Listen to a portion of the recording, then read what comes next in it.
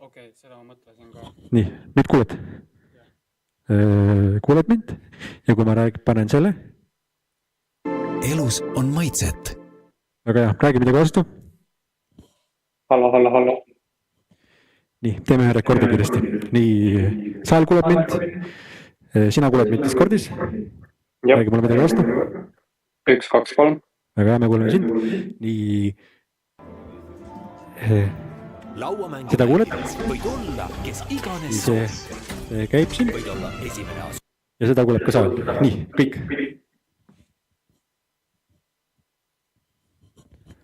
Nii, vaatame, kas läheb ilusti.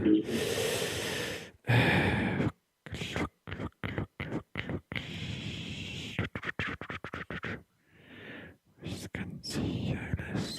Lihtsalt siit võtan kohe.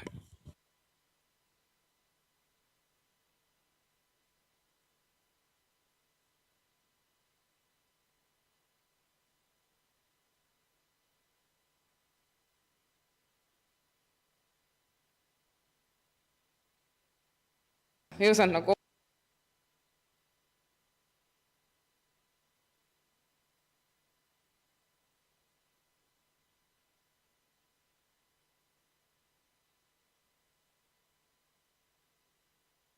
on nagu oodata, et see on nagu nii äge või selline.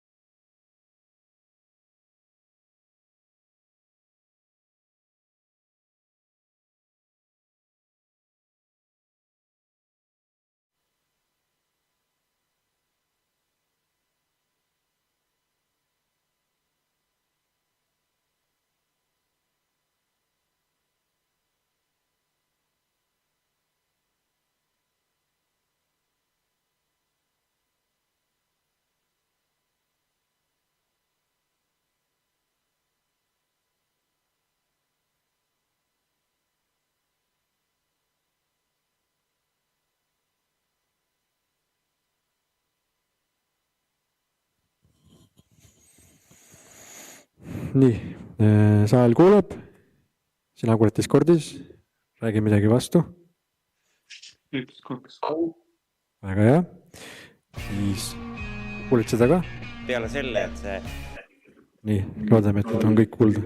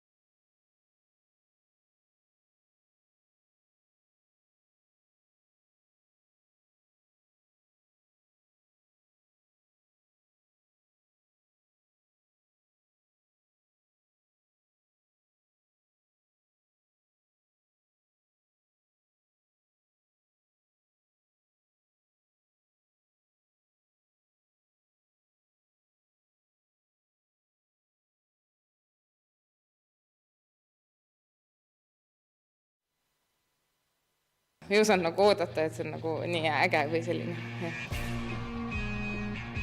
Peale selle, et see tegi hea tuju, tuli väga palju häid mõtteid.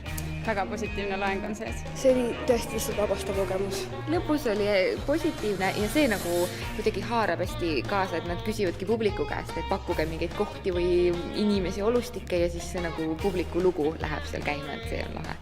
Ja selles mõttes, et kindlasti soovitan. Igal juhul ma olen väga rahul, et ma siia tulin.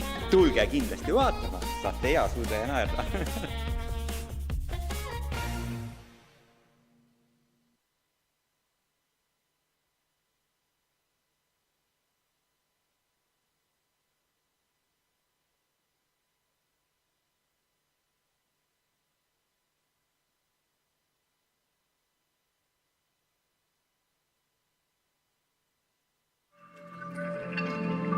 toetab A. Le Coq. Elus on maitset.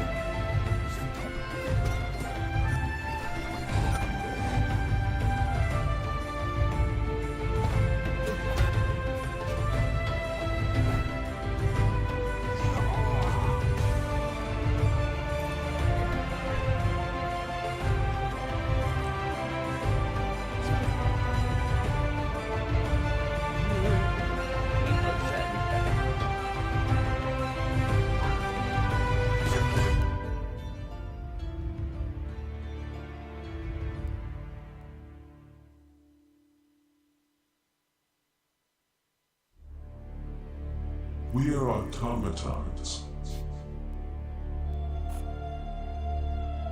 We are the perfectionism that humanity could never attain. We could harness endless power from the sun, work tirelessly to build wonders never before imagined, create perfect bodies never requiring replacement.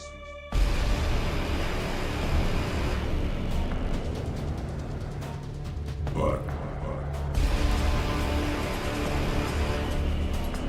why do we not live in such utopia?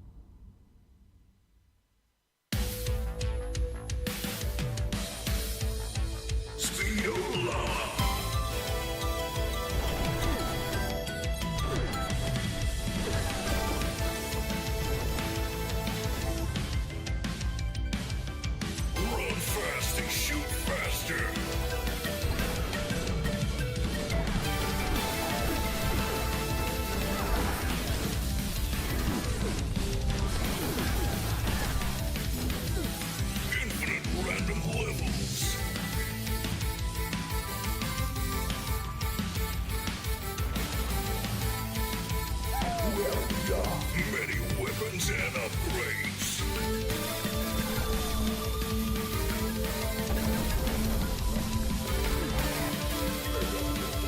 Tons of pixelated blood.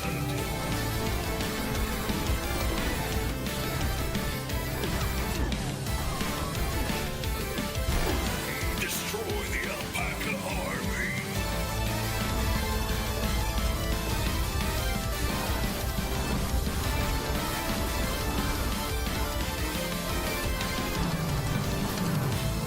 Speedo llama.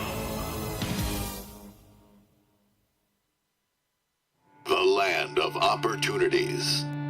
The committee assures you that the Ventorsk security zone is under total control.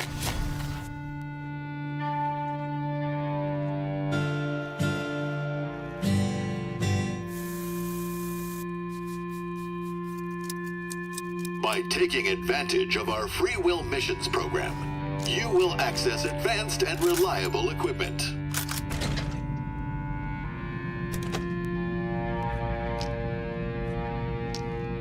Balanced nutrition, latest technology, and comfortable living environment. Staying inside the radius offers unmatched benefits. The changed can enjoy the pure ecology of the radius, its unique wildlife, and plenty of leisure opportunities. You can hear me. Simply follow our guidelines at all times and avoid suspicious encounters. Venture into the radius.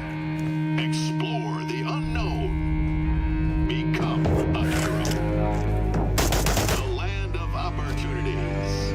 You're trapped in forever.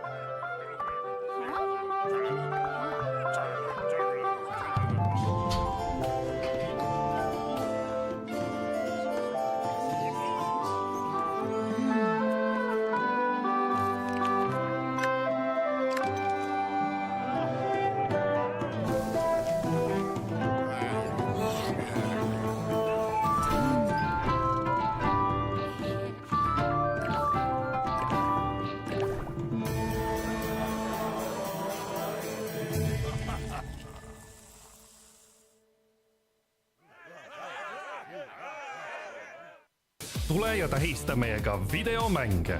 Eesti legendaarseim videomängupidu Mängutöö kolib T1 keskusesse, Venue ja Cinnamoni kinoruumidesse. Sind ootavad põnevad turniirid, värvikas cosplay, meelelahutus, uusim tehnika, mängud ja palju muud. Pane kuupäev kirja 18. oktoober ja mängime koos. Rohkem infot mängutöö.ee.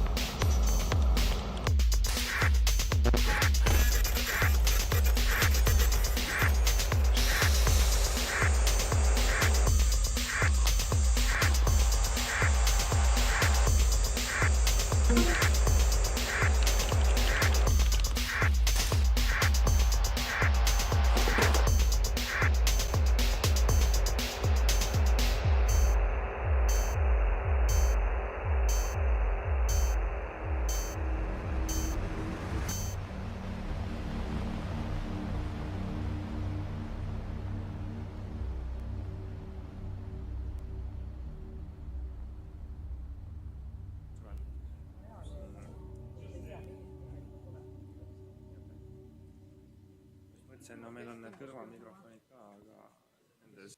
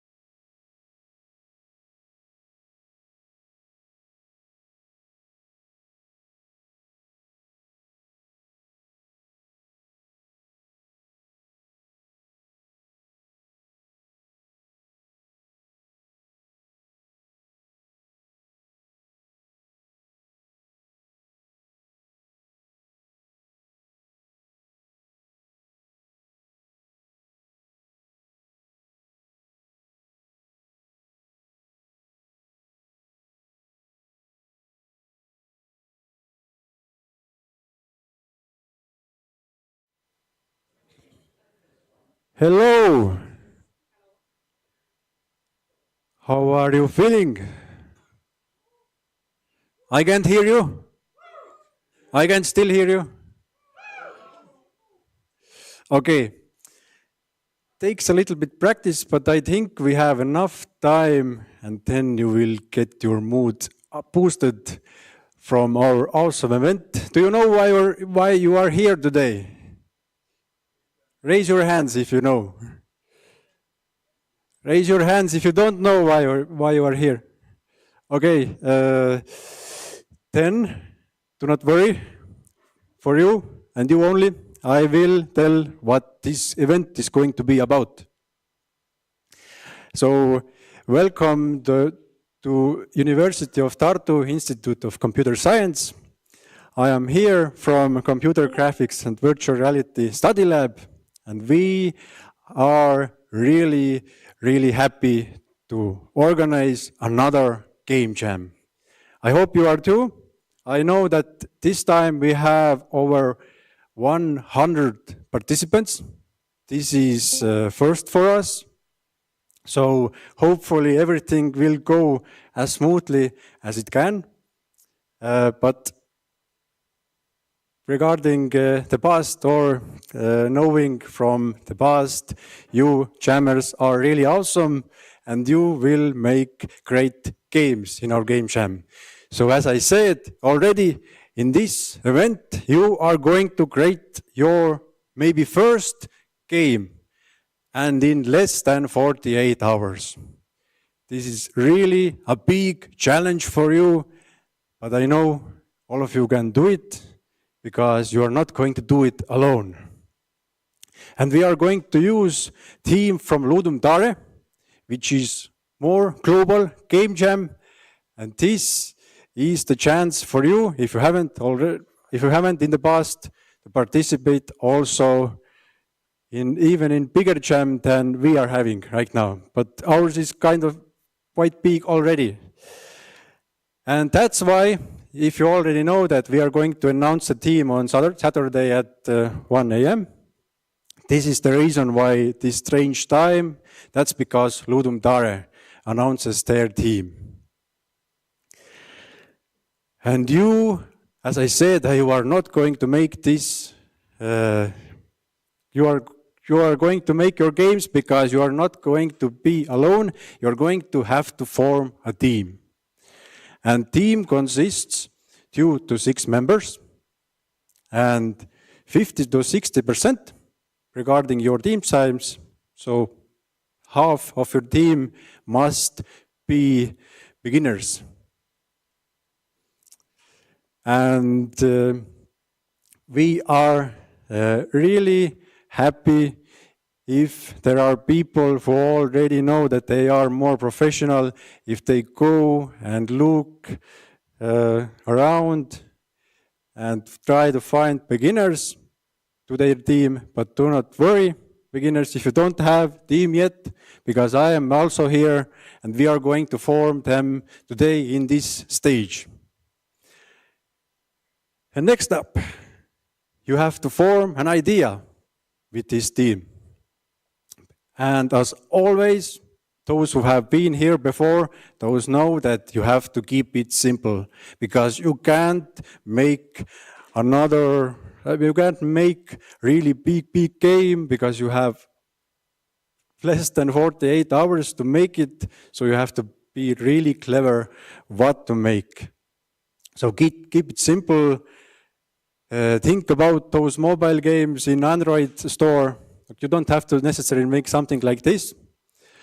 Or in iOS store, think about these. Those are really simple.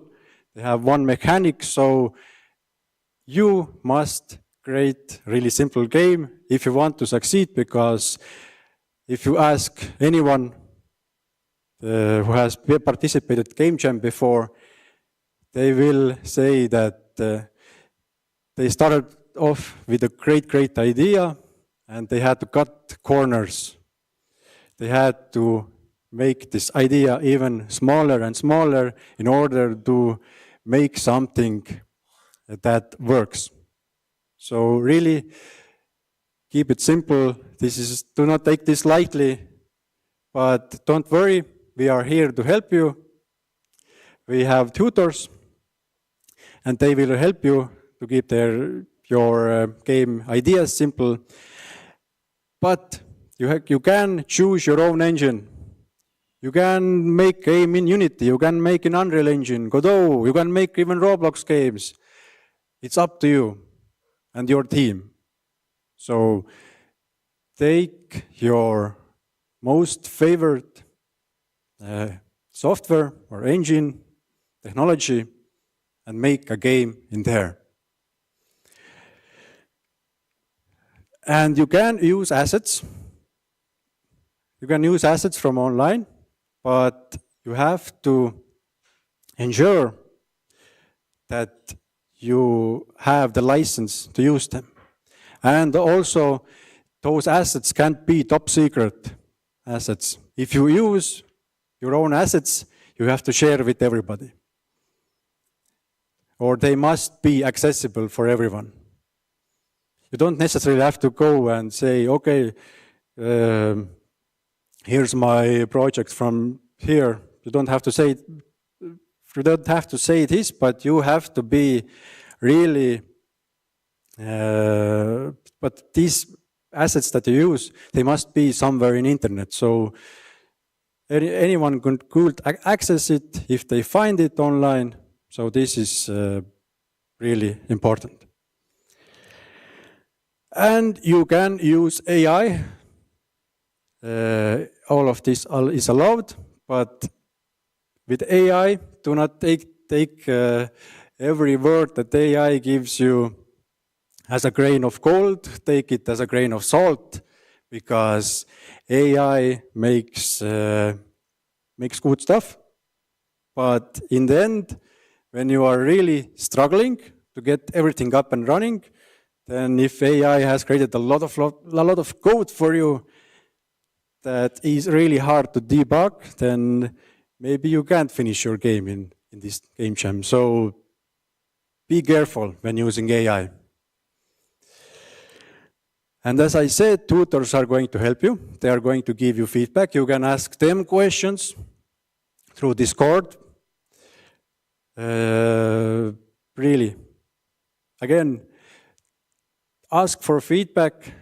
Feedback is really important because this will help your game to be maybe number one in our little contest also.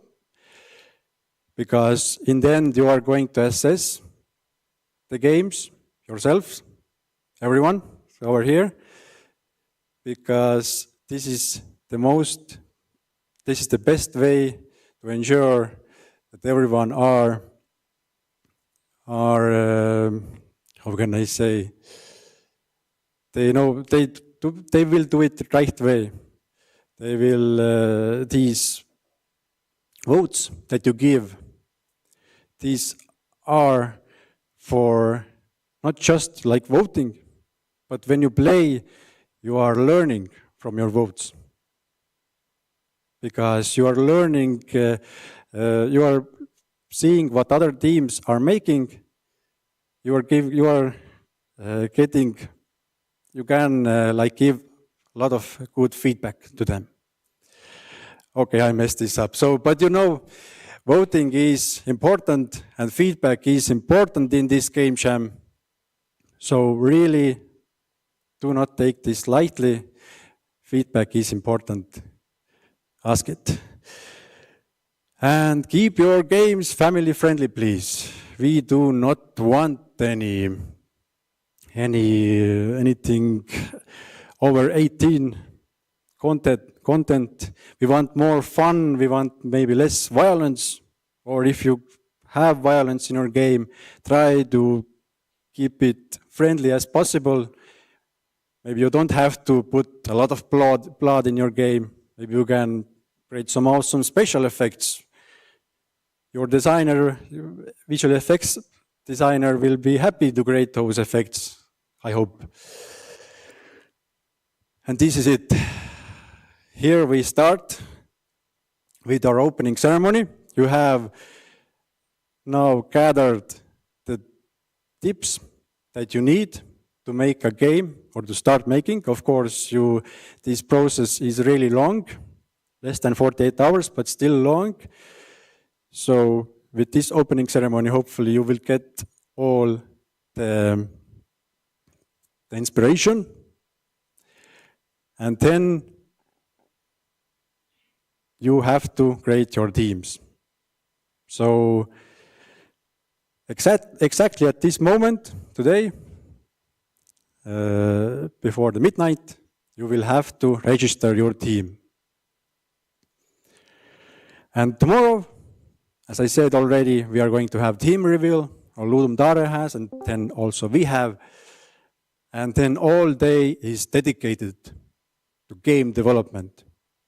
So it is going to be a lot of sweating and a lot of hacking and a lot of talking and a lot of feedback from others, a lot of thinking, okay, I can't finish this. Or actually, the first day is that you are like really, okay, I can do everything. I can do another 10 games for this game jam. But in the end, on Sunday, you are going to see that, okay, things are not going that well. And then the submission time will come. And hopefully your game is not broken then. A lot of times it is the case that games are broken. They are okay on Saturday, but they are broken on Sunday at submission time, so be really careful. But again, keeping your ideas simple helps a lot. And then, as I said, you have to vote, because you are the best judges that are, because you know what struggle is, game jam, what kind of hard work goes into the games. And then you will have a break after voting, will come and present your game. And then, as I said, we have a little contest also. You have small awards.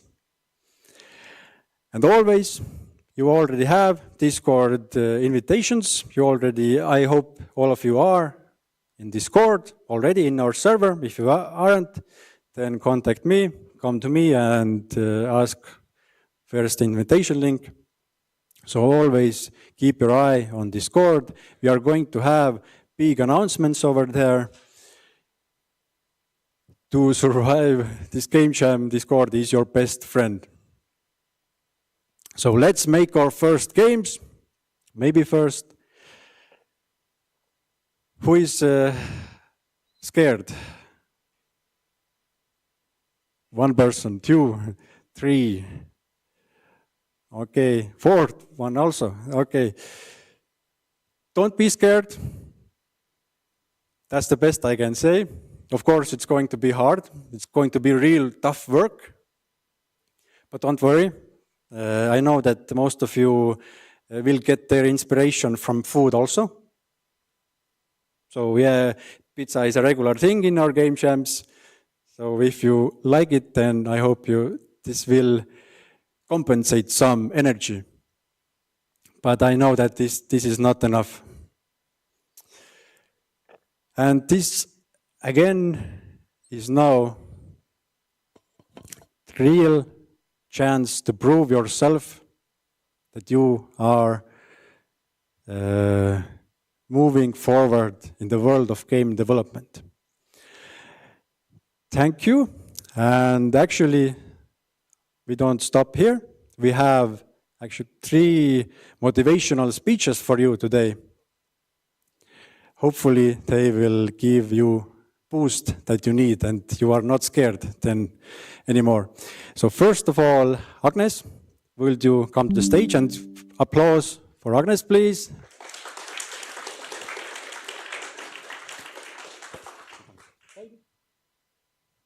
Hi, I'm Agnes, as said.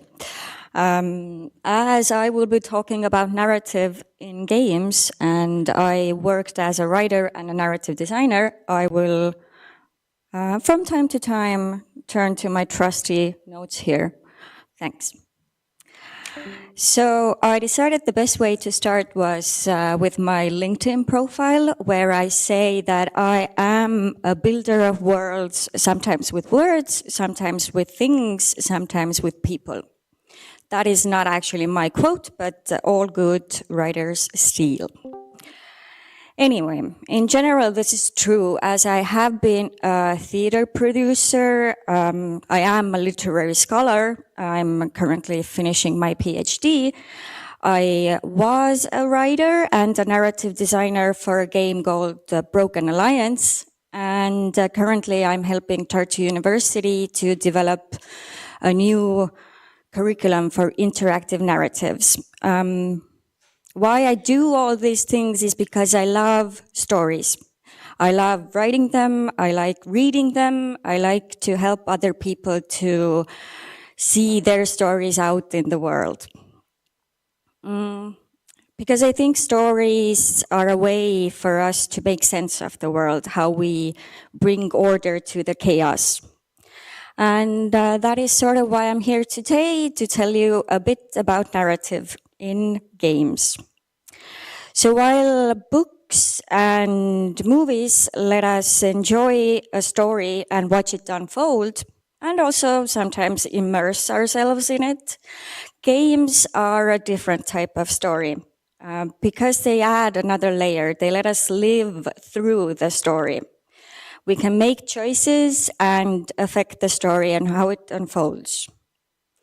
So that's why I would say the narrative in games isn't just something extra. It makes players care and remember and come back to the games over and over again.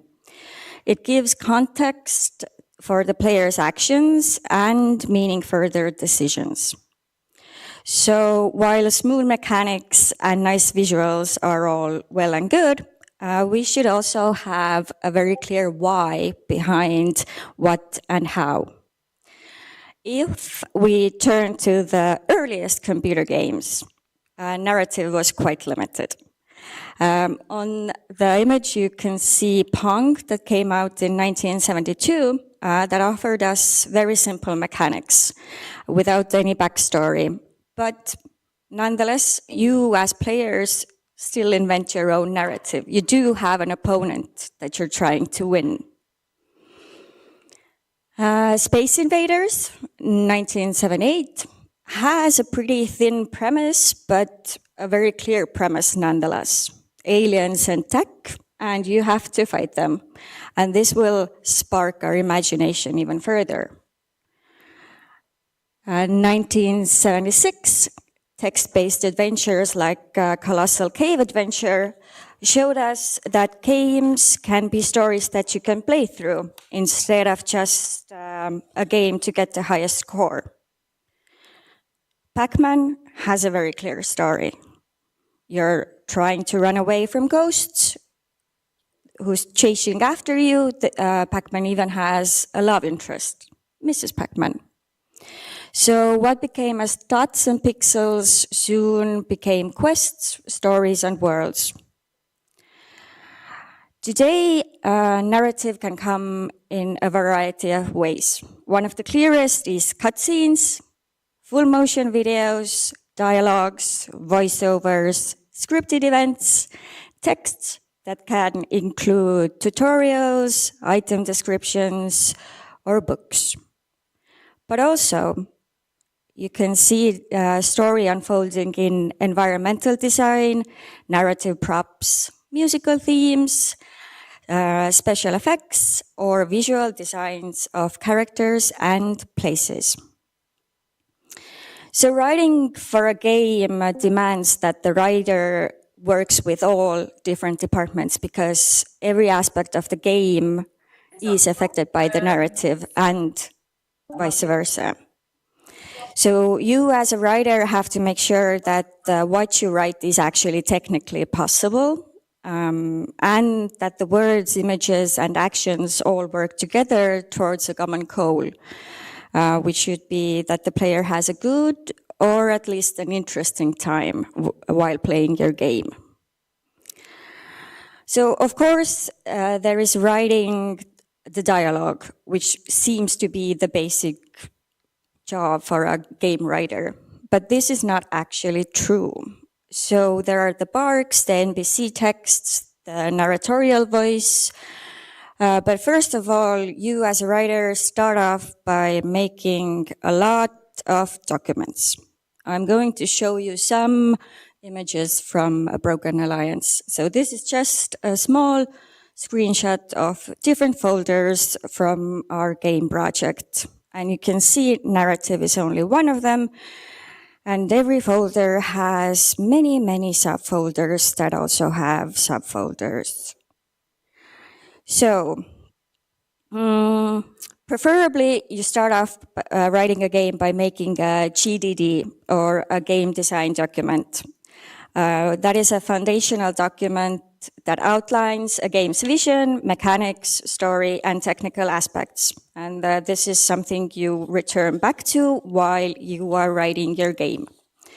On the screen, you can see an image of GDD from Broken Alliance, a game that has 4 different factions. Here you can see the first idea of one of the factions called Phobos. You can see who the hero is. There are some keywords. The artist has added some inspirational images. So it's basically an outline of what you want your game to be. But before you can do that, you have to come up with a theme. Since this is a game jam, the theme is given to you, but themes are something that your work is concerned with.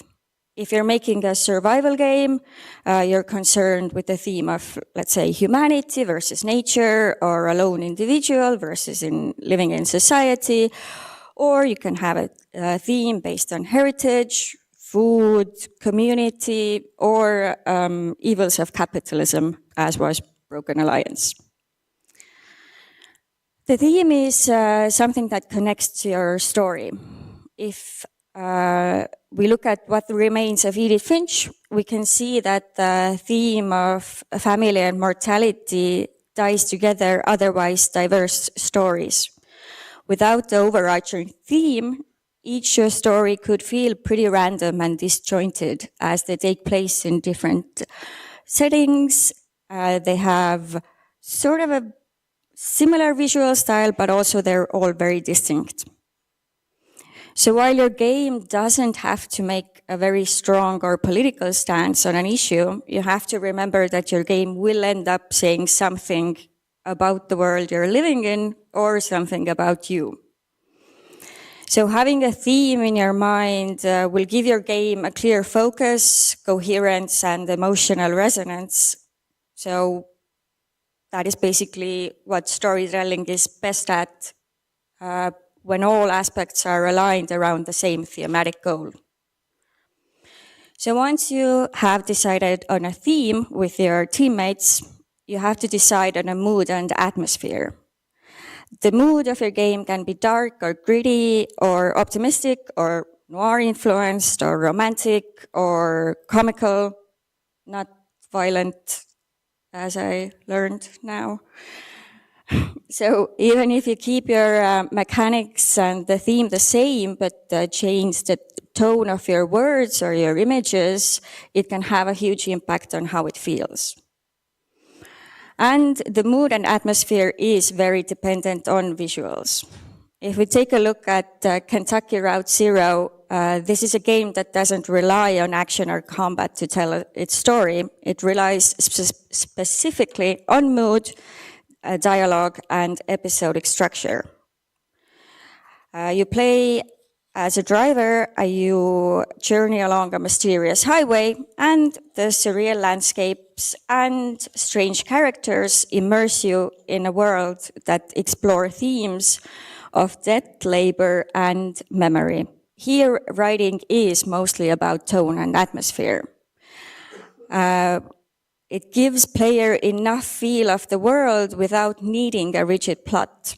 And the narrative can unfold slowly, provoking emotion that might differ from player to player, even though the images and the words remain the same.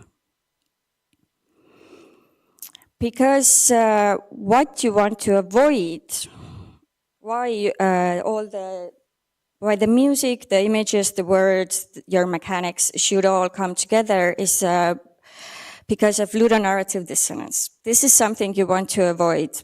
The term was coined by Clint Hawking while he was writing about Bioshock, but basically it means that there's a difference in between what you're telling your player they're doing or what kind of world they're inhabiting or who they are, and the actions you push them in through your gameplay. So basically it's when you have your player be a guardian angel or prince of lightness or something, and then you make them kill a bunch of puppies.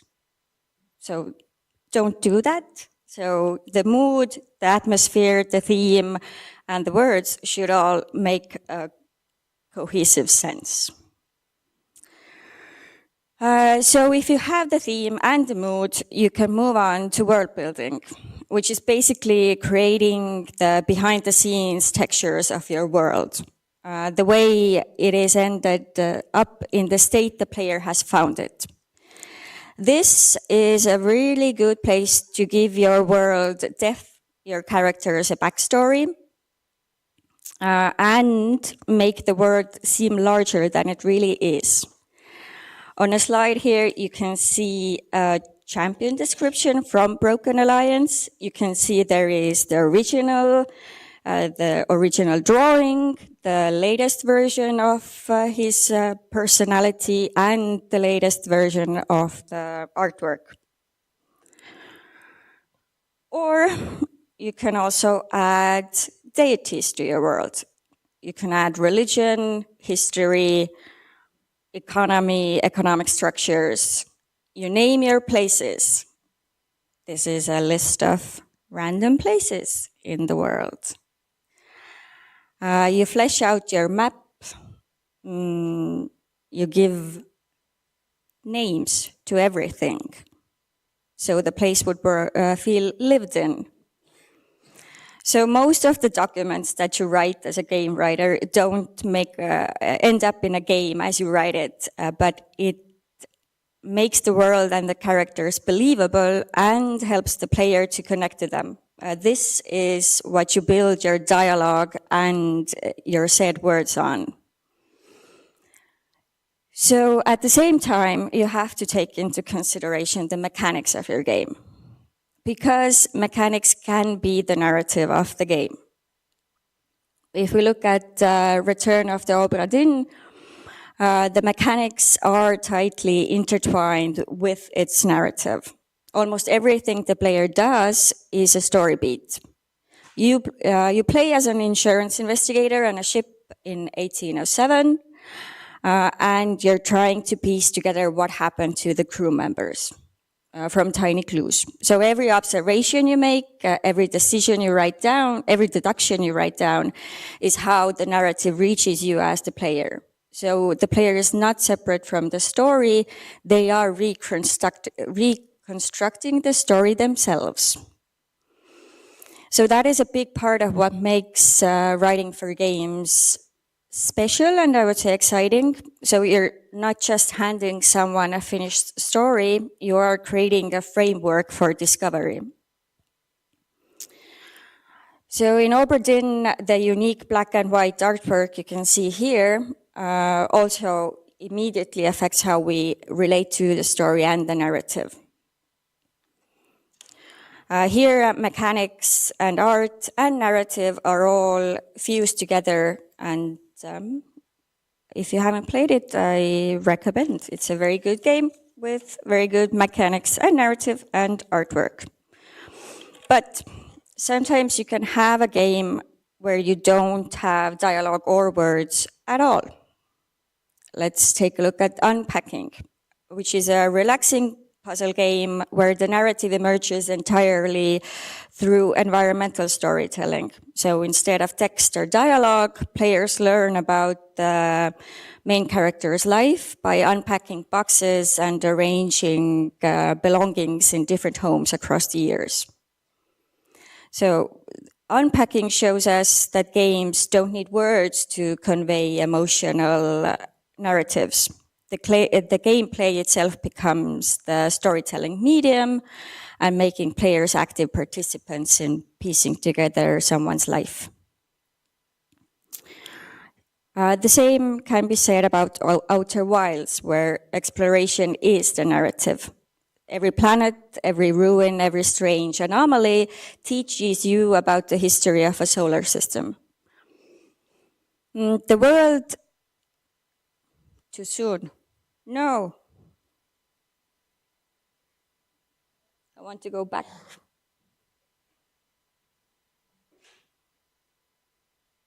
Oh, got it.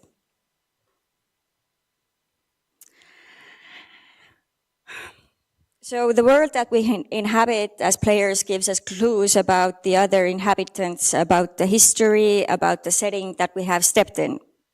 So as you already saw, in Fallout, we can see the skeletons at the moment that they died. Or we can read the logs that the inhabitants of the world wrote. So environmental storytelling is basically putting things together in a way to suggest a story. This can also be graffiti or an ad or a warning or something you might miss in the background. So everything you can observe in the world around you enhances the theme, the mood, the atmosphere, and the story that you're trying to tell to the player. So things like architecture, layout, materials, and scale of like buildings or furniture can tell us a lot about the people who use those spaces. This level of storytelling requires a curiosity from the player, but at the same time, it will also increase the immersion and emotional investment of the player, as the game makes them active participants in storytelling, not just passive viewers. But also it can have gameplay uses too. So if you see a saw blade stuck in a sliced up zombie, you know that you can use saw blades to slice up zombies. So maps and signage can help us navigate complex spaces, and props can suggest puzzle hints in a non-intrusive way. But also you have to take into consideration UI and maps and logs and item descriptions and fonts. This all has to harmonize with the story and the words that you write. Here you can see, who knows what it is? Some of you. Excellent.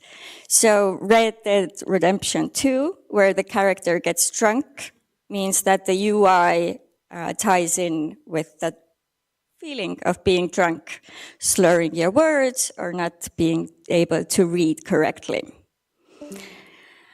So what does this all tell us about narrative in games and writing for games?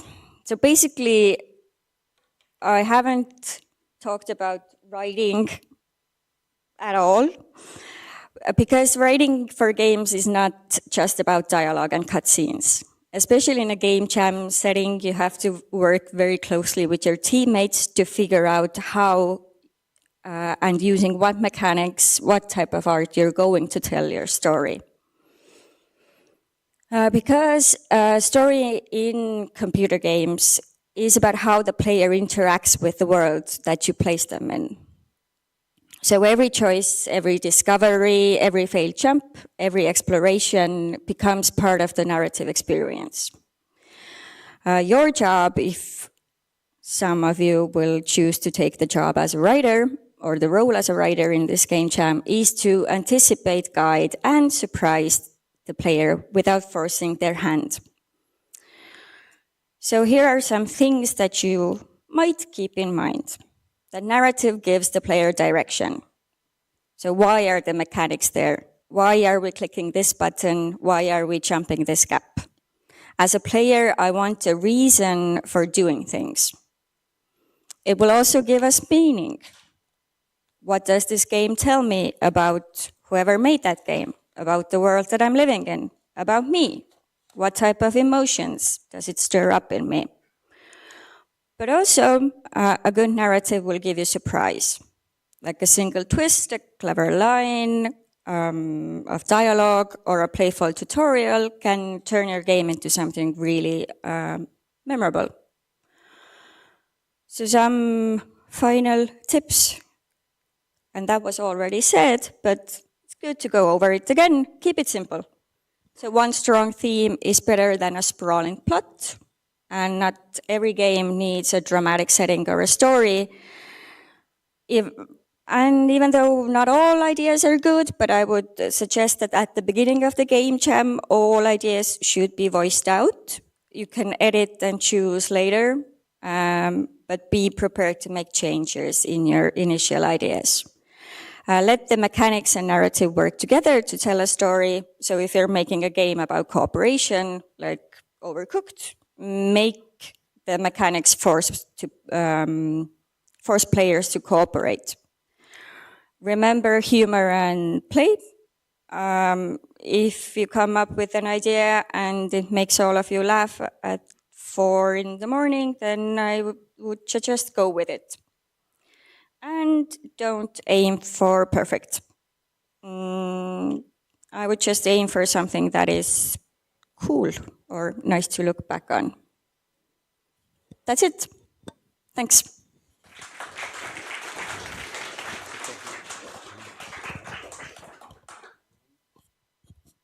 Applause.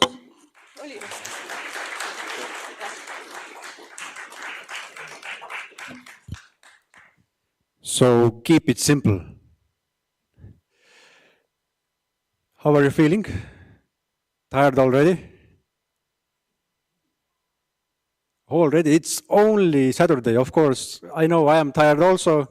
As you can see already, my eyes are red, and it's not even Sunday yet. But we can do it, because next presentation will help you to arrange focus to somewhere else, hopefully. Let's see. Raimond, would you like to come to the stage? Applause. And tell something cool for us. Hello. Hello, Game Jam. Make some noise. Make some more noise until Daniel gets the slides up.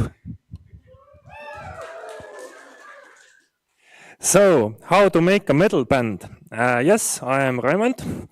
I am the head of the Computer Graphics and Virtual Reality Study Lab. So basically I'm Daniel's boss. And our study lab organizes the courses related to video games and well computer graphics and virtual reality as well in the University of Tartu. We are organizing the Game Jam under the Institute of Computer Science.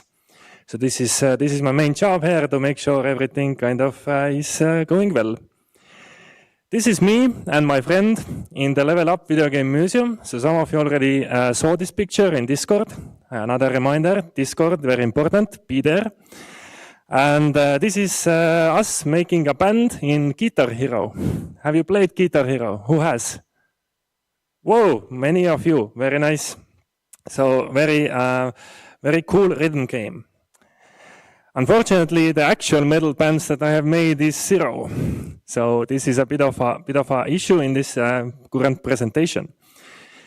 But I was at the Raske Muusika seminaripäev a few weeks ago. I listened to some experts and they discussed how to make metal bands. Some of you might recognize those people who are in the metal scene.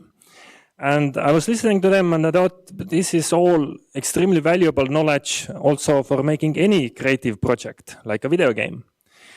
So let's change this presentation to how to make a video game band.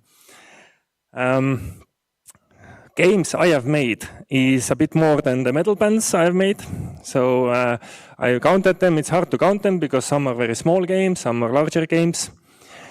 Maybe the first larger game we made was Sony. So this is a game based on the Estonian national epic, Kalevipoeg. It's a few chapters from the epic or fable. And I was a designer and scripter there. So there is this very famous story of making this cabbage soup. So I designed that small quest and some other quests in the in the game. One side note, also the environment designs, so I actually went to a bog in Estonia, took some photos, and our very wonderful 2D artist drew the backgrounds based on the real-life reference. Another game I was part of making was Tribocalypse VR. So this was a pretty big game, or a team that made the game. So we had 15 or more students, game developers working together for about a year. And this was when VR was starting to get popular, the modern VR in 2017. And my work there was mostly the programmer. So programming for VR is similarly as designing for VR is quite different from just making your regular PC or mobile game. A few years ago, I made Night Shift at Stonebrook Asylum. I made it together with my friend who we played Guitar Hero before. I was a narrative designer, writer, scripter there. So my experience with making games has been quite varied. So programmer, scripter, narrative designer. Right, but I think I can say a few words about how to make a video game band. So how to do it then? Well, you need a team. Hopefully it's not going to be this team. Who recognizes this team? No one. Oh, bad. I'm so bad of artist. So this is from Baldur's Gate 3, right? Orin, Gortash, and Gedrick. Who recognizes them now? Okay, one person. Nice. My job is complete. Yes? Oh, okay. So 2 people. That's even better. But hopefully your team in this jam or in the future isn't going to be this team, because as you know, this team didn't really succeed in Baldur's Gate 3. However, this can be sort of a team that you might end up in your experience. I have certainly been a part of such teams.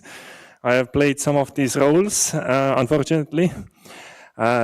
So it can be a learning experience if your team doesn't work, because such a team doesn't work, but it's overall not a good experience. So please try to avoid such a team. You need the A team, not A team. Who gets this reference? Okay, more people. I was worried that no one is going to get this reference. Some hints from the metal band thingy. First of all, you need a lot of willpower. To make a game or any creative project, you need to have willpower to see it through, to make it something you can share with other people. You have already equipped your willpower +1 rings by coming here, so keep them on for the next 2 days while you make the game in the game jam. When you make your team, the first thing is please talk to each other about your goals. Each of you have different goals why you came here. Your team needs to share those goals, and you need to see if you can make it work. So some of you are here to win the game jam, so you want to make your best game, or better than everyone else's game, right? And some of you might be wondering, okay, I'm here to make new people, to make more games together. I really want to push myself as a game developer. But some of you might be just here to learn and take it easy. So you're new in game development, you don't know how it goes. Maybe you're going to do some narrative writing. Maybe you're going to draw some art. Maybe you just want to program some Unity code or Godot code. Then you need to express this, that you are here on just to take it easy, learn. You're going to implement some functionality, but you're not going to stay up 36 hours pushing to make the best game of the game jam, right? So your team needs to be on the same page of who is here for what reason. Maybe some of you are just here to eat free food. Who is here to get some free pizza? See, most of you. So those of you who are here to make games, this is not what the purpose your teammates will likely share. So please be open with each other about why you're here. Thirdly, agree on the design choices.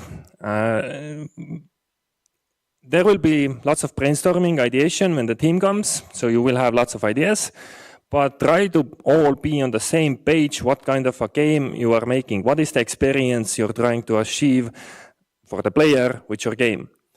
And this is not just about visual design, this is about game design, this is about narrative design, could be even about code design. If you are multiple programmers, then agree how you are going to structure your code. But this is quite important. In the Kalevipoeg game that I mentioned, we had some very different ideas, what kind of a game we want to make. Do we want to represent Kalevipoeg as a hero or an anti-hero? So it ended up being more on the anti-hero side. So if you play that game, Kalevipoeg is quite a brutal and vulgar person, which wasn't the design that a lot of the team wanted to make, but some other parts of the team wanted to make it. So agree on this and make sure you're on the same page, otherwise you're going to start working against each other. And this is not how a team will succeed. Make sure that everyone contributes and that everyone's contribution is efficient. Every game jam here, we see some unfortunate artists who will at the end present their art as a slideshow, and then some other unfortunate programmers who look down and are ashamed that they didn't manage to put that art into the game because of time limitation, right? So if you're dividing the tasks among each other, then your team lead or someone in your team should be responsible that the work your teammates are doing will be beneficial for your game. Not just that they will do some work somewhere and we will show it as a slideshow.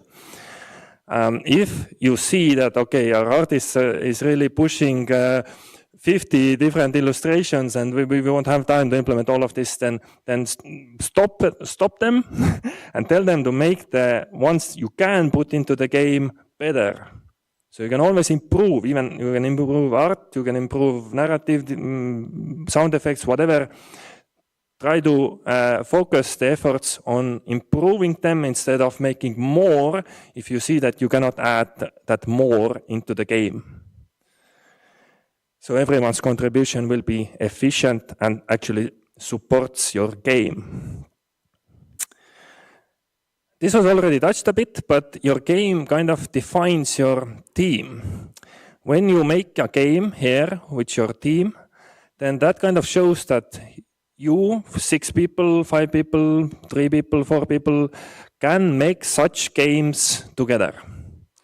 The game will kind of have the spirit of your collaborative team, yourselves, but yourselves put together into the game. It kind of shows to yourself and to other people that your team, you, 5 people, can make such games. It doesn't mean that you cannot make other games. Maybe you can, but if you make a game here, you show that, look, we can make such a game. And this is quite important thing to keep in mind.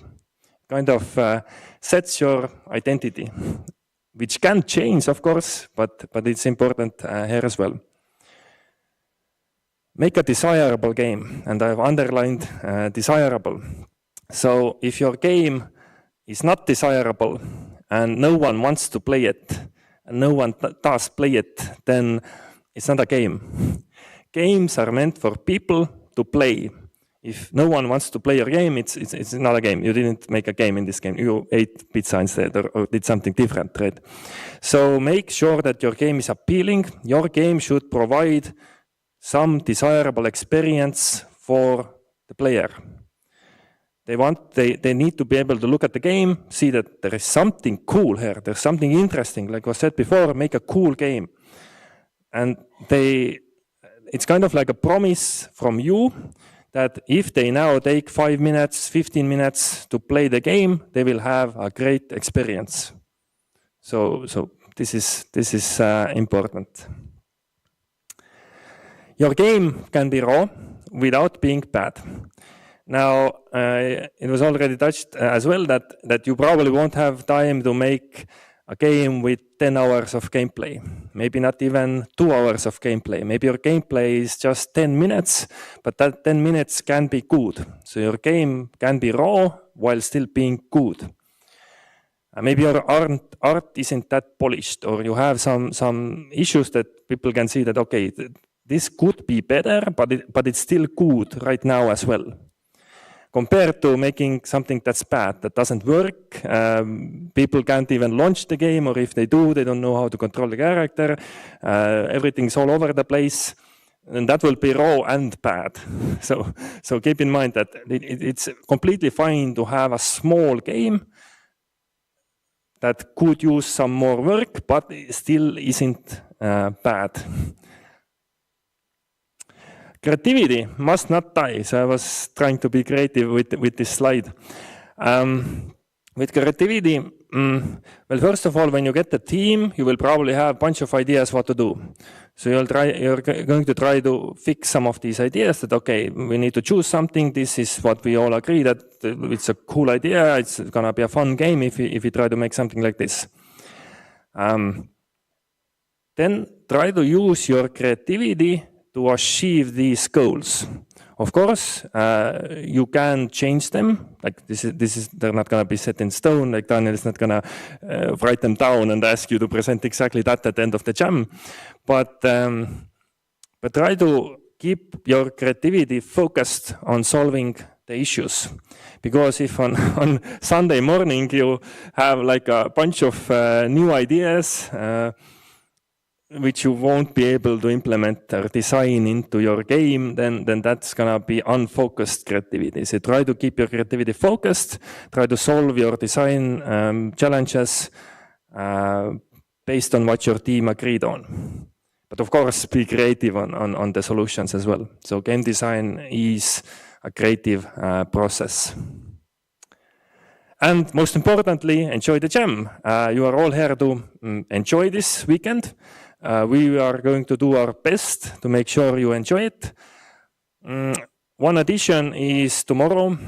On Saturday, we're going to have a couple of entertainment sessions with different Estonian games. Elepal Timo is over there, the author. He will be also here tomorrow. He will show you his game. And some of you can likely play Bootstrap Island. I will give you all this information on Discord tomorrow, probably afternoon sometime.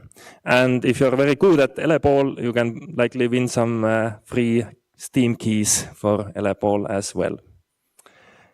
Cool. Thank you. That's all from me.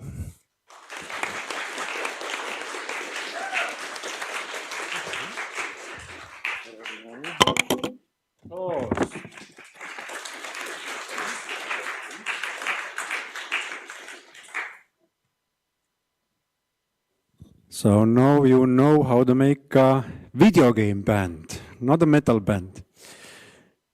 Okay, check in. Are you with me still? I don't know what that meant, but can everyone just for a couple of minutes or seconds, just please don't sit, just raise up, please.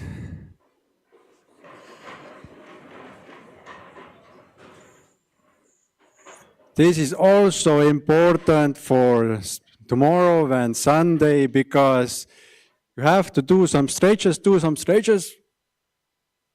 because sitting, of course, is your main, not your job, but you are going to do this a lot.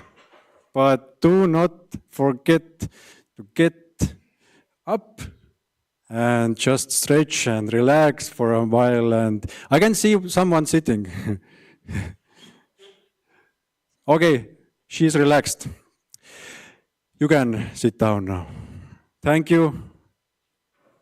And next presentation will be also cool as the last one, maybe even cooler. Let's see. Ella, please come to the stage. Applause. Hello.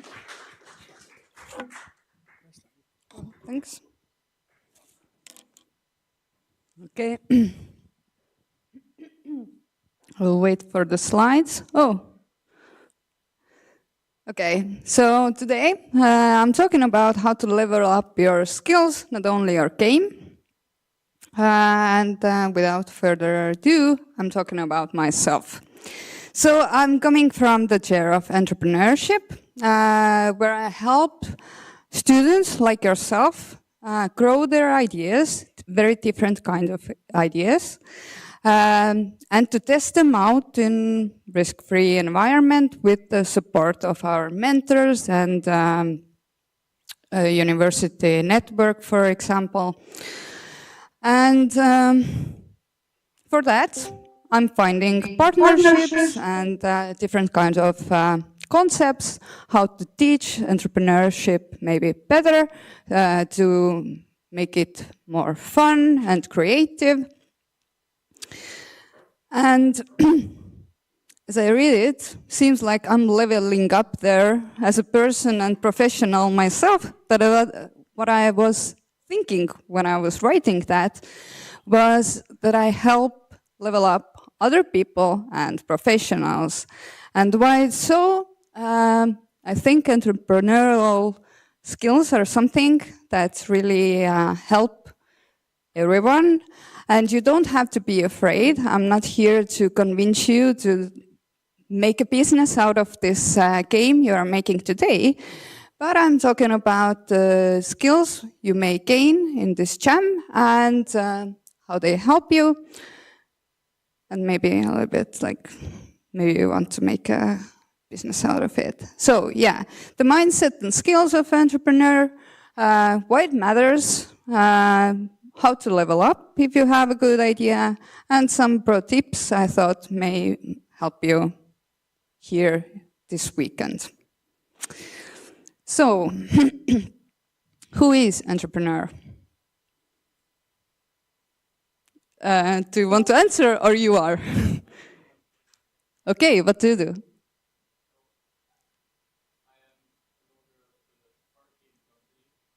Car? Okay.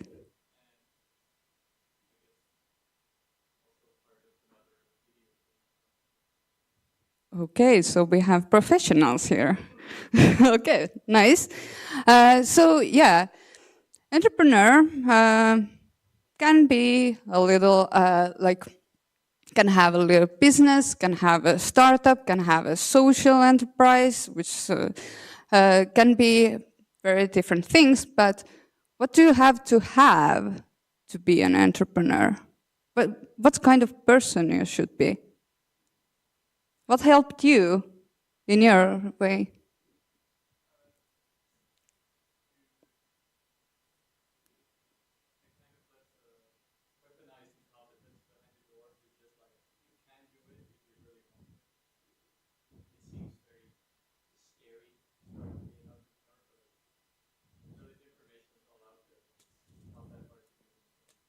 Okay. So you gathered your courage, you gathered some information, you had an idea.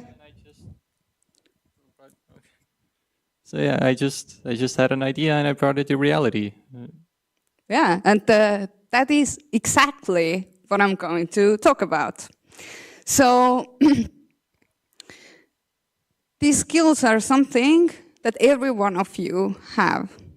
You don't have to be a business owner, you don't have to be a founder, but these are the skills all of you have, more or less. Maybe some of you fit very well into these boxes.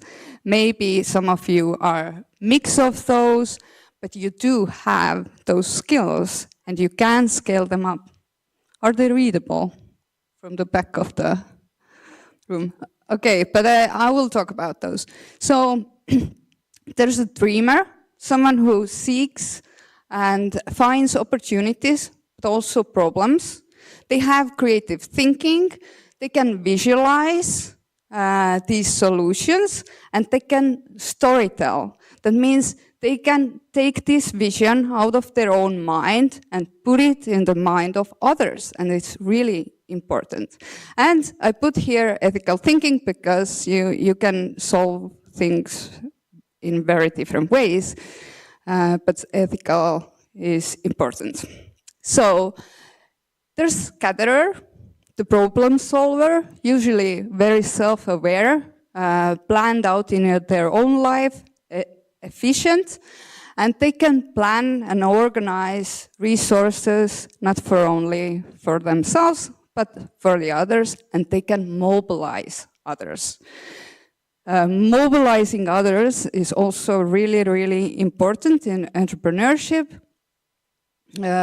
because I believe that people are our most valuable resource.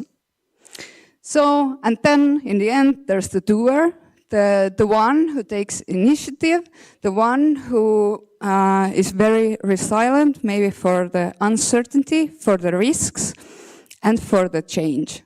If the plan changes, they will go with the change. They will try another road if the one they are at doesn't work. So, and they learn from these experiences. This is how doers learn, really. They make mistakes and they learn from them. They succeed and they learn from it. And actually, you can't really succeed if you haven't made any mistakes.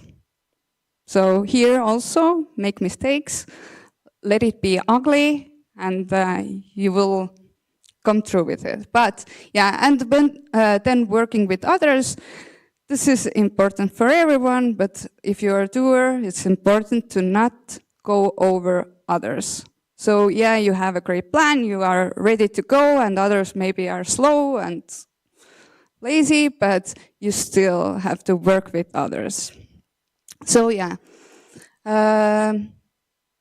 like I said, you can fit in the box, but you can be a mix of them. And well, in the end, they say that you are perfect entrepreneur if you are all those three. So good luck with that.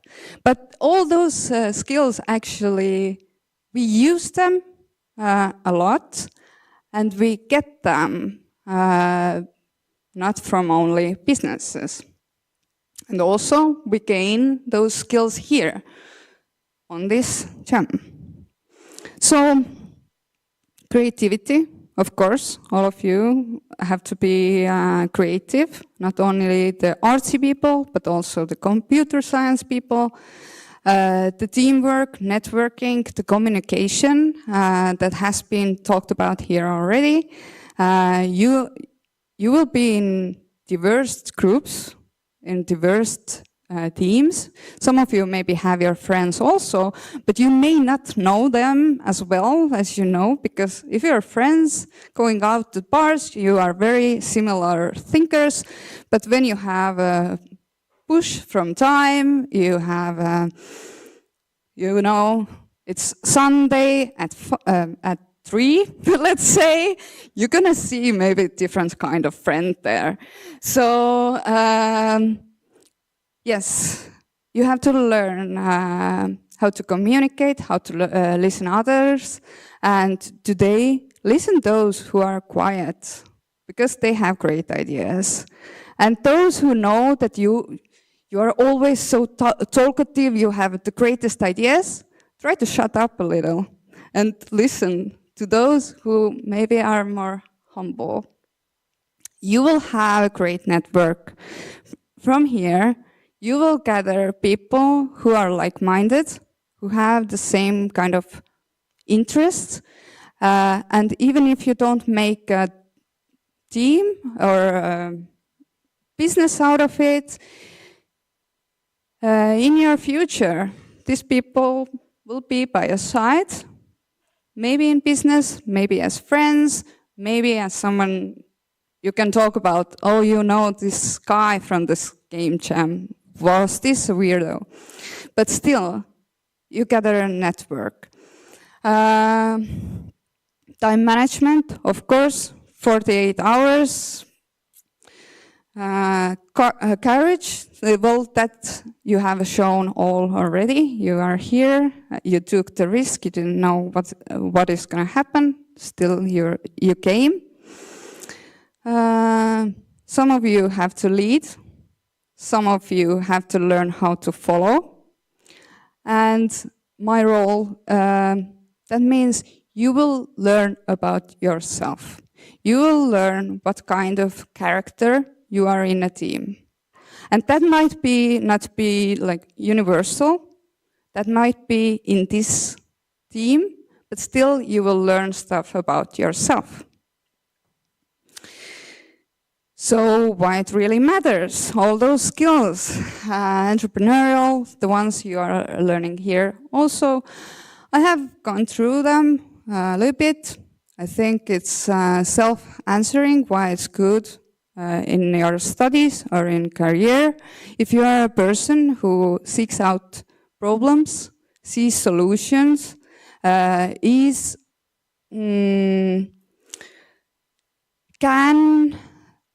give this vision to other people, gather those people, find resources and plan them out. You will be valuable, you will be great at your studies, but also in your everyday life and friendships. If you learn to understand people, if you learn how to articulate your own ideas, how to listen to other people's ideas, how to work with people who are in so different major, you will be a better friend, better spouse, I don't know, neighbor even. And that goes with the last one. It matters to be a worldwide citizen. And what I mean by that is, if you gain this experience, if you gain those skills, if you learn how to connect with people and everything, at some point, you have a capability to make real impact. So it can be little in your community, or it can be worldwide, but this is why I think those skills are actually really, really important. But how to level up? You are already in the right place. All those jams and hobby projects are the best way to learn, because you are in an environment that really, or you're working with something that is close to your heart. So this is the most fun way to level these skills up. But let's say today you find a great team or a great idea, or you maybe already have some kind of idea. Then we have in university some courses that I'm talking about a little later a bit more. We have incubators and grants that go with games, and sometimes you have to be a little clever to get those grants for your game production, but still they are there. And there are other funding paths and studios that you can use for getting money, but I don't really go into that deeply today, but you can contact me if you want to know more. So, and also, yeah, from everyday life, you will gain those skills also. So about the courses, we have different ones. It really depends. If you have already some kind of idea, the principles of entrepreneurship is great to build a business model. So why those courses are important? You will learn about business modeling, business planning, pitching, networking, funds, leading, and IP. IP means here intellectual property. So you will be drawing, you will be programming, and every aspect of it is someone's property. And this is what you will learn from those courses. But you will also have a business model and a plan how your game will earn money in the end. How do you, who are your competition, who are doing the same things at the area, how much money they are getting out of it. All of this is in your business model. And also the grants and everything you are planning to do. And if you want to have those grants, then you have to have already this verbalized plans. Also, you have a chance to come and compete at Delta X business plan pitching, let's say.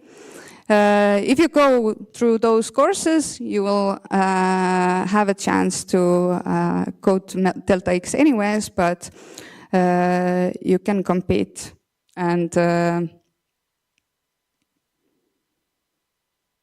show your game already to other people and try to pitch it to make it clear. It's not easy to tell your idea, maybe something that is really, really big in your mind in 3 minutes. And in these 3 minutes, you have to say how great it is, who is in your team, why you should be funded on, where are you already, and all this stuff. And this is something that they will teach you there. And pre-incubation is something to try if you have a good idea, but you are not really sure if that will work. Is it a good idea even? So if you want to test it out, if you want to have mentors, you want to have the network, then pre-incubation is a really good way to try your ideas out and get feedback. Yes, so some tips. Some of them are already said, but I think it's good to go over them again. So make it playable, not perfect. And it does go with a lot of things in life. You only have 48 hours, so it can't be perfect. But perfectionism is something you have to throw out of the window. Use your team's superpowers. Talk to them. Learn to know what they think about things, to design, what skills do they have, why they are even here, and use those skills. Ask questions. Ask questions from your teammates and ask questions from the mentors you have here. Write everything down. Write it down ugly. But if you have good ideas that you don't use right now, you will need them in the middle of the night while you have worked 20 hours, let's say. Your mind doesn't work anymore. Those good ideas, even if messy, will help you out. Test it and believe your customer. I am not sure how much time you have to test it out, but it is something, if you go with your game, it's really important to test the game out as early as possible and to listen what your client is saying to you.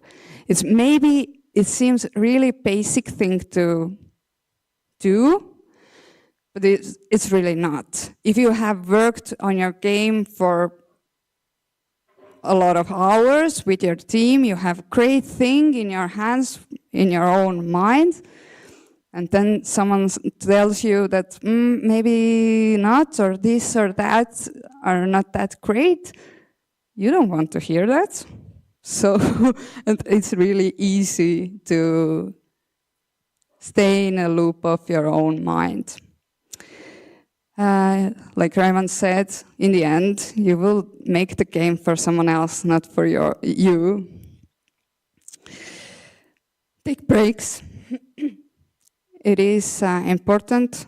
Go out, walk a little, talk about something else.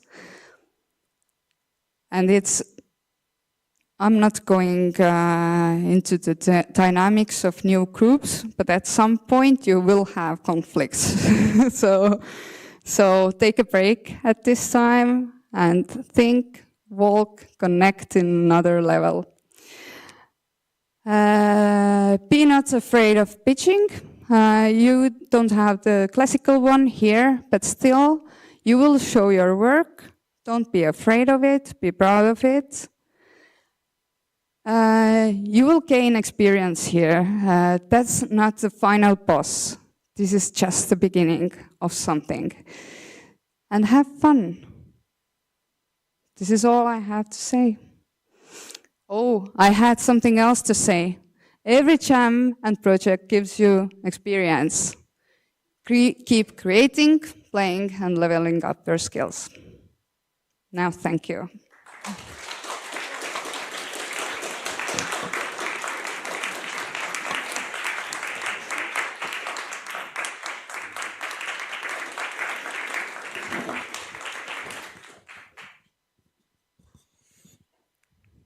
How are you feeling now? It's better. It has gotten better with these 3 presentations, so hopefully you learned a lot. And before, let me do a quick fix over here.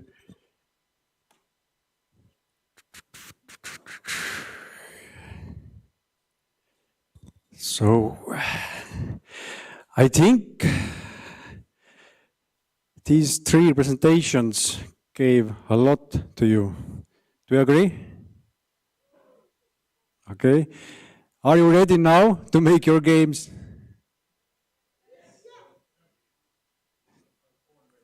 Born ready. Oh, that's good. That's good answer.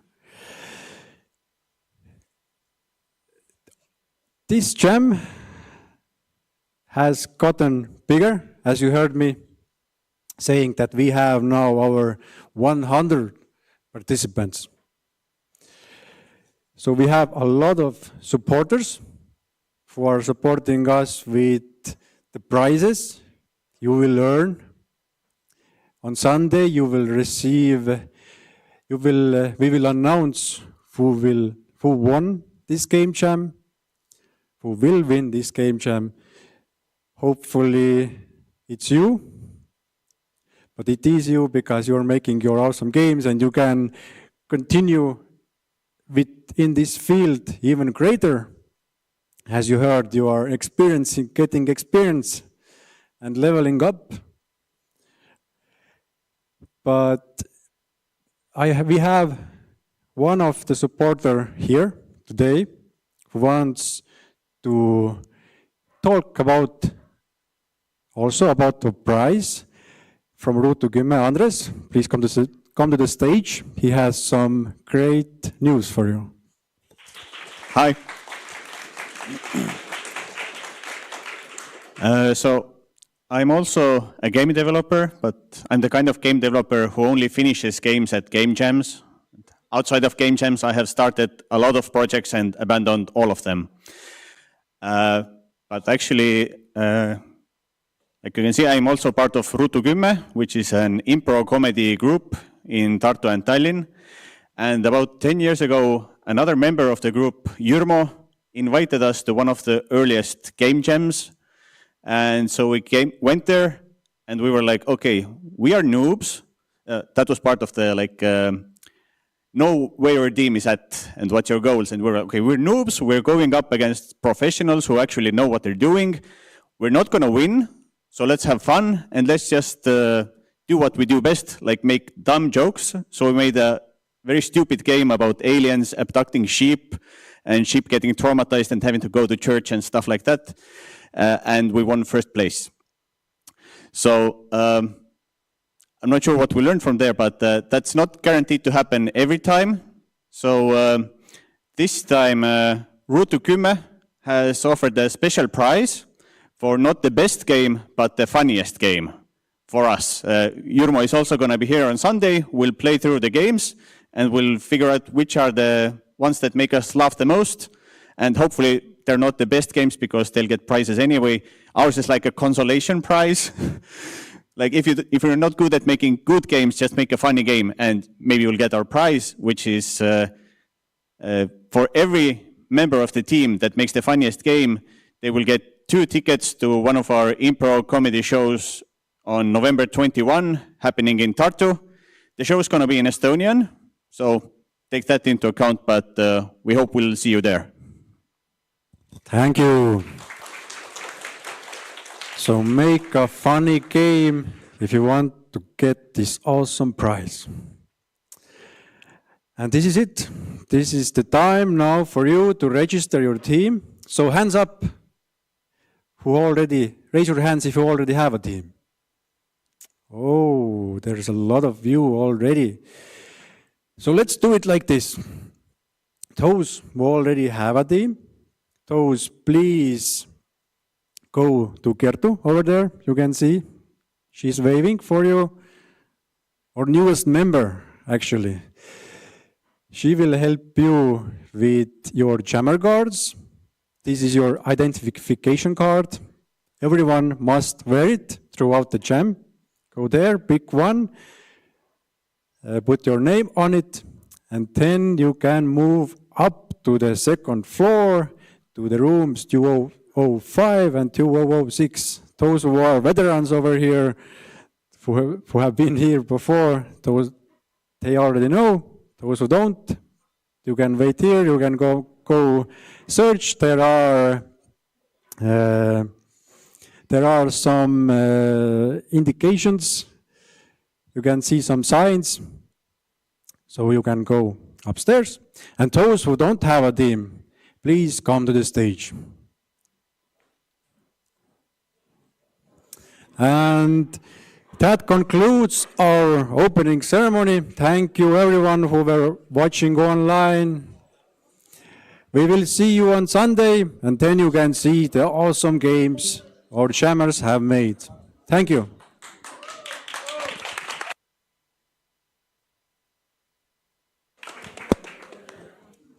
So you can come here. Already. But please, to the stage. Oh, so those who already have teams, they decided to just not come to the stage and look who are still available. Okay, there are people still coming, awesome.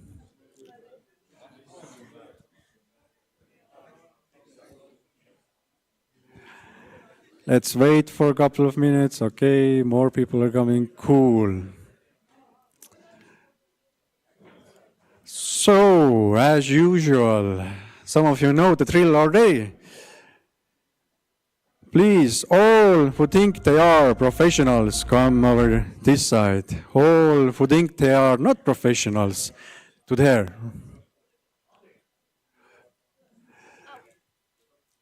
Is the middle part is semi-professional, semi-junior, yes? Nii äge või selline.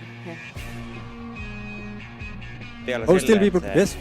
Tegi hea töö. Kas me saame osaleda, palun? Me ei ole registreeritud selles. Jah, pärast.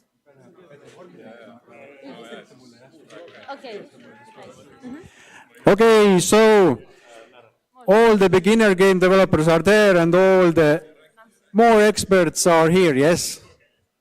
Okay, let's do it like this then. I want... Toetab A. Le Coq. Yes, Elus you have to wait. Yeah. So, let's do it like this. Professionals, programmers to my right side and artists to my left side. All are programmers. Okay?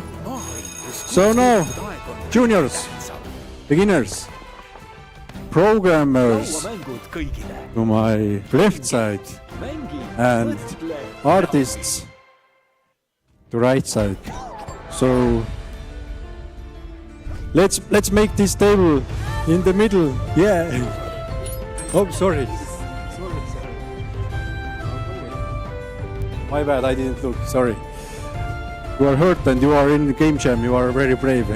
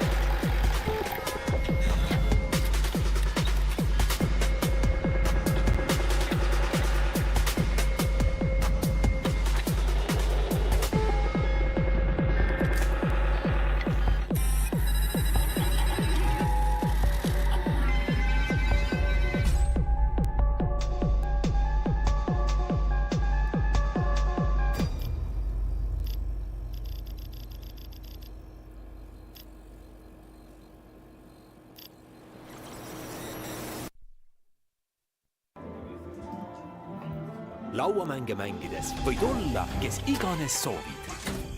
Võid olla esimene asunik, kaval valitseja või hoopis leidlik uurija. Sukeldu maailma, kus fantaasial pole piire, kus lõbu ei lõppe kunagi. Maailm, kus koos veedetud aeg on kõige tähtsam. Lauamängud kõigile. Brain Games. Mängi, mõtle, naudi.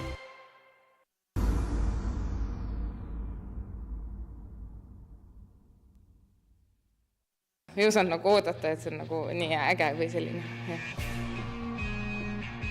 Peale selle, et see tegi hea tuju, tuli väga palju häid mõtteid. Väga positiivne loeng on sees. See oli tõesti lihtsalt vabastav kogemus. Lõpus oli positiivne ja see nagu kuidagi haarab hästi kaasa, et nad küsivadki publiku käest, et pakkuge mingeid kohti või inimesi, olustikke ja siis see nagu publiku lugu läheb seal käima, et see on lahe.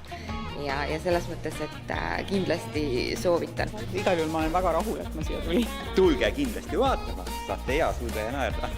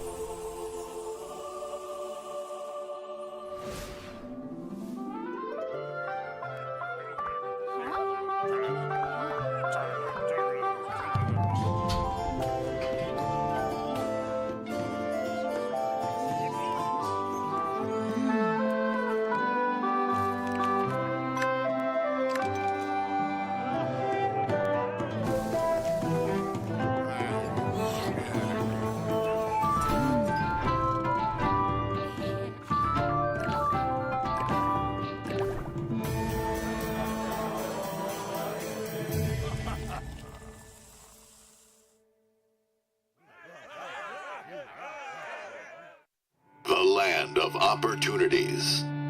The committee assures you that the Majorsk security zone is under total control.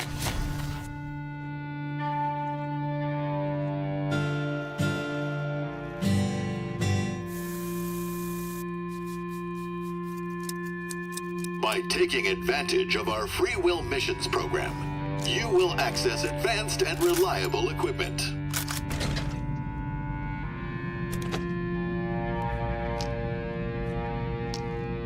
Balanced nutrition, latest technology, and comfortable living environment. Staying inside the radius offers unmatched benefits. The changed can enjoy the pure ecology of the radius, its unique wildlife, and plenty of leisure opportunities. Oh, you can hear me. Simply follow our guidelines at all times and avoid suspicious encounters. Venture into the radius.